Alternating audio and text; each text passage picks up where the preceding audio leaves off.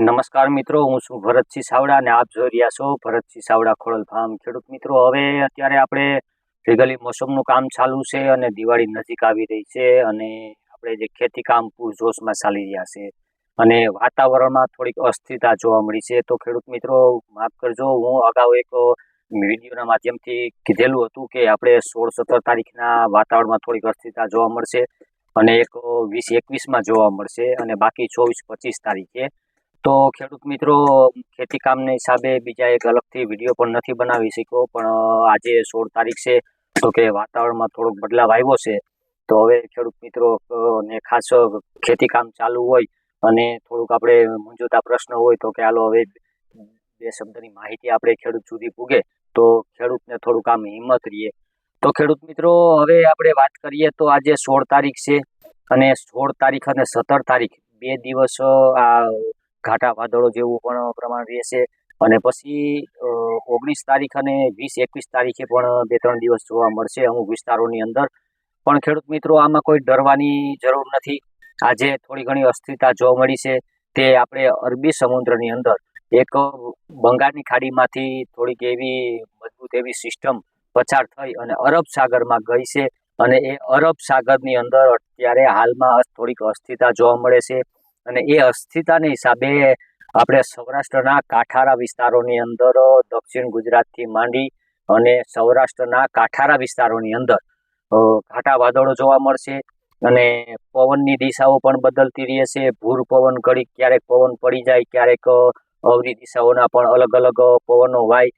તો ખેડૂત મિત્રો, એમાં આપણે ખેતી કામની અંદર હાર્વેસ્ટિંગ ચાલુ હોય ત્યારે પણ થોડી ઘણી તકલીફો રહેવાની છે અને એકાદો 2 દિવસ વાદળો ઘેરાશે અને પછી પાછું વાતાવરણ હોય એવું ખુલ્લું થઈ જશે, ટેમ્પરેચર પણ ઊંચું જશે અને પાછો રીગલી ભૂર પવન પણ જોવા મળશે. અને ખેડૂત મિત્રો, વાત કરીએ તો આ 16-17 તારીખના પણ વાદળો જોવા મળશે.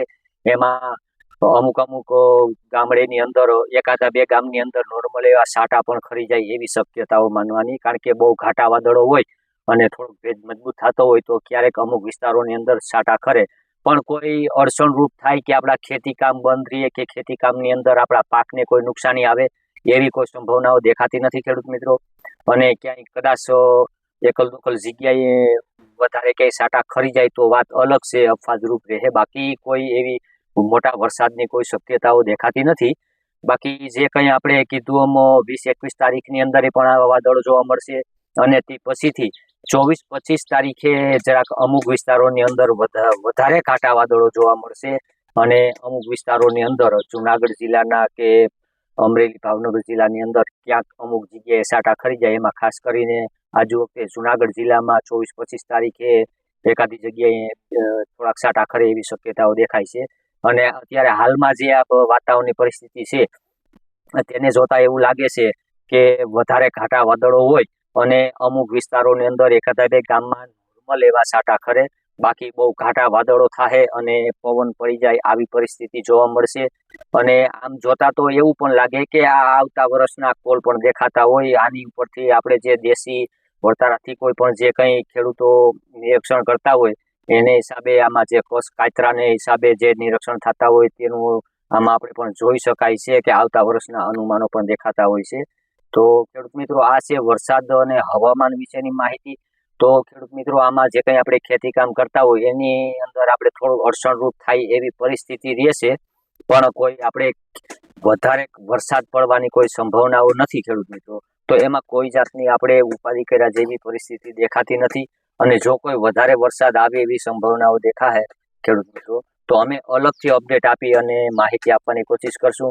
અને ખેડૂત મિત્રો, જે આપણે શિયાળુ વાવેતર કરવાના છે તેમાં હજી થોડીક રાહ જોવાની છે. એનું કારણ છે કે આવી વાતાવરણની અસ્થિરતાના હિસાબે જે કંઈ આપણો પાક વાવતા હોય એમાં ગરમ વાતાવરણ અને ઉકળાટ અને ગરમી આ બધી વાતાવરણ અનુકૂળ ન આવતા આપણે જે કંઈ વાવેતર કરતા હોય એની અંદર ઉગાવો પણ ઓછો આવે છે અને જે ઉગી ગયા પછી એને થ્રીપ્સના ને એવા એટેક પણ વધારે જોવા મળતા હોય છે અને આપણો જે કંઈ પાક વાવેલો હોય એ સફેદ અને પીળો પડી જવાની પણ સંભાવનાઓ રહેતી હોય છે. એટલે જે રીગલી આપણું જે કંઈ વાતાવરણ શિયાળાનું દેખાતું હોય ત્યારે આપણે વાવેતર કરવામાં ઓછા પિયતે અને ઓછી માવજતે આપણે સારો ઉગાવો લઈ શકતા હોય. તો ખેડૂત મિત્રો, બને ત્યાં સુધી ઉતાવળ ન કરવી.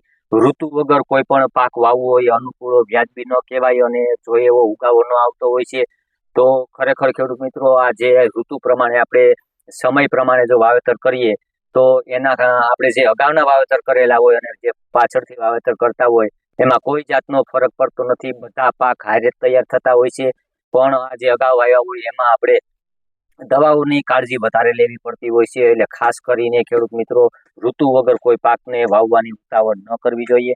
તો આ હતી ખેડૂત મિત્રો વાતાવરણ વિશેની માહિતી. અને અલગથી આપણે હવે જે આપણે શિયાળુ પાકમાં કયા કયા વાવેતર કરવા અને કેના પાકમાં કેવી માવજત કરવી અને કયા પાક વાવવાથી ફાયદો રહેશે અને વાતાવરણ કેવું રહેશે તેમના વિશેની આપણે નેક્સ્ટ વિડીયોમાં વાત કરશું ખેડૂત મિત્રો. અને જો આ ખેડૂત મિત્રો આપણી ચેનલની અંદર નવા હોય તો આપણી ચેનલને સબસ્ક્રાઇબ કરી, લાઇક કરી અને તમામ ગ્રુપમાં શેર કરજો.